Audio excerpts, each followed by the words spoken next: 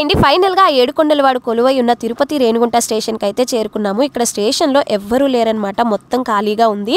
మా వారి ఇంట్లో తిన్న పల్లెం కూడా పైకి పెట్టరు, అలాంటిది ఇక్కడ పాపం మొత్తం లగేజ్ అంతా మోస్తున్నారు. ఇక్కడ నుంచి మేము కింద తిరుపతి విష్ణు నివాసంకి అయితే వెళ్ళాలి. ఆటో అయితే మాట్లాడాము, 500 అయితే తీసుకుంటున్నారు. విష్ణు నివాసం దగ్గరికి అయితే వచ్చేసాము. నా చిట్టి తల్లులు ఇద్దరికి ఆకలేస్తుంది అనమాట. ఇంకా ఫ్రెష్ గా అక్కడే పపిత అయితే కనిపించింది, వాళ్ళిద్దరికి కూడా వాళ్ళ డాడీ తినిపిస్తున్నారు. ఇక్కడ డే అండ్ నైట్ తేడానే లేదు, ఎంత అలికిడిగా ఉందో, ఎంత మంది జనాలు ఉన్నారో. ఆ వెంకటరమణమూర్తి దర్శనం కోసం మాకు కావాల్సిన పర్సన్ అయితే భోజనానికి వెళ్ళారంట. ఇంకా మేమైతే ఆయన కోసం వెయిట్ చేస్తున్నాము. ఇక్కడ నా ఫేవరెట్ ఒకటి కనిపించింది, అది తింటున్నాను. మీరు ఏమైనా గెస్ట్ చేస్తే ఖచ్చితంగా కమెంట్ చేసి చెప్పండి. నేను మా వారు బయటికి కొంచెం సేపు చూద్దామనేసి వచ్చాము. తిరుపతిలో అడుగు పెట్టంగానే ఎంత పాజిటివ్ ఎనర్జీ వచ్చిందో మాటల్లో అయితే చెప్పలేను. నా చిట్టితల్లి అయితే చాలా డల్ అయిపోయింది. ఇంకా మమ్మల్ని వెయిట్ చేయించడం ఇష్టం లేక మాకు తెలిసిన పర్సన్ అయితే వేరే వాళ్ళకి కాల్ చేసి చెప్పారు. ఇంకా మేము విష్ణు నివాసంలో రూమ్ అయితే తీసుకున్నాము. మీలో ఎంతమంది విష్ణు నివాసంలో స్టే చేశారో ఖచ్చితంగా కమెంట్ చేసి చెప్పండి. వీడియో నచ్చితే లైక్ చేయండి, ఛానల్ని సబ్స్క్రైబ్ చేసుకోండి.